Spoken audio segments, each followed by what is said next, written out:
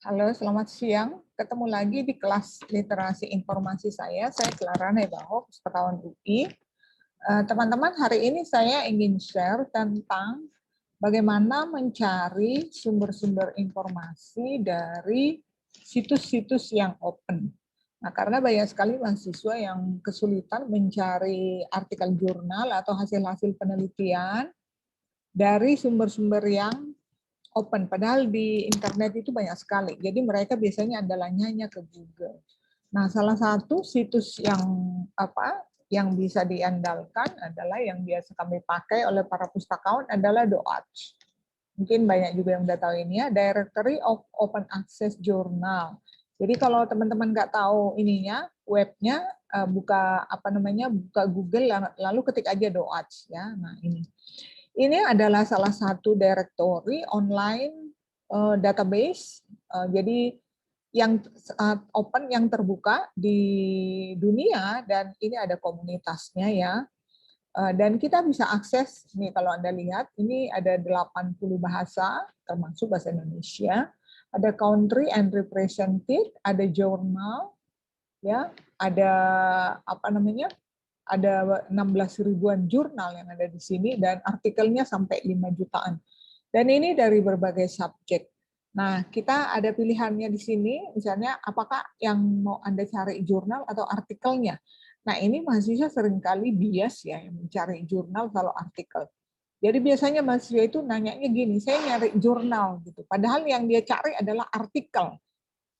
Bedanya apa sih gitu? Jadi misalnya gini, jurnal teknologi informasi itu judul jurnalnya gitu. Judul bukunya ya, kan bedanya buku dengan jurnal kan, kalau buku dia membahas satu topik, tapi kalau jurnal, satu jurnal itu setiap kali terbit dia terdiri dari beberapa artikel gitu.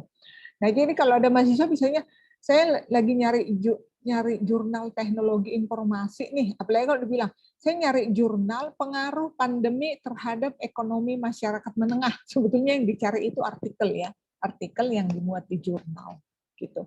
Nah, ini misalnya kebetulan tadi saya lagi bantu mahasiswa mencari tentang bisnis law ya. Jadi misalnya saya ingin nyari artikel, saya mencari artikel ya, artikel tentang bisnis law. Bisnis law, saya ketik bisnis law dari, saya pengen yang kata bisnis law itu ada di judulnya gitu, di judul artikel ini. Jadi ini saya pilih title, supaya lebih spesifik mungkin saya pakai ini ya, tanda kutip. Jadi supaya kata yang keluar itu di judulnya itu persis seperti ini. Kemudian saya search. Ya, nah, ada 10 artikel tentang bisnis law yang saya cari tadi. Ya, jadi yang benar-benar di judulnya itu ada kata ini, dan kata itu tidak dipisahkan gitu. Nah, kalau kita lihat ini adalah judul-judul jurnalnya. Jadi ini jurnalnya ini ya, Scientia Juris gitu ya. Ini tahun 2010, ini tahun 2019. Kalau mau di sort berdasarkan publication atau mau dilihat publikasi tahun tertentu aja, ini kita bisa lihat, bisa dipilih atau mau langsung semua. Nah, kita misalnya pengen lihat ini, kita klik apakah ada dia full text-nya gitu ya. Ini adalah judulnya. Kemudian ada di sini read online, kita klik read online. Lalu kita cari apakah dia menyediakan full text-nya. Mostly sih disediakan full text-nya ya. Nah, ini adalah jurnal itu tadi. Jadi ini adalah halaman jurnal itu. Kita langsung dibawa ke page jurnal itu ya. Nah, kita coba lihat ini kayaknya bahasa ini ya, bahasa Spanyol apa ya. Tapi ini ada pilihan PDF in English gitu ya. Ini bahasa Prancis ya. PDF in English, kita bisa pilih itu. Ini English seperti itu. Kemudian ini, jadi ini adalah artikelnya. Saya pilih tadi dalam bahasa Inggris. Ya, jadi ini dia. Nah, ini kita tinggal unduh saja. Tinggal unduh, lalu di-save. Nah, jadi itu adalah salah satu situs yang bisa Anda pakai untuk mencari artikel-artikel yang Anda butuhkan. Ada dalam bahasa Indonesia nggak sih? Kita coba ya. Hukum apa ya? Hukum bisnis gitu deh. Kita coba.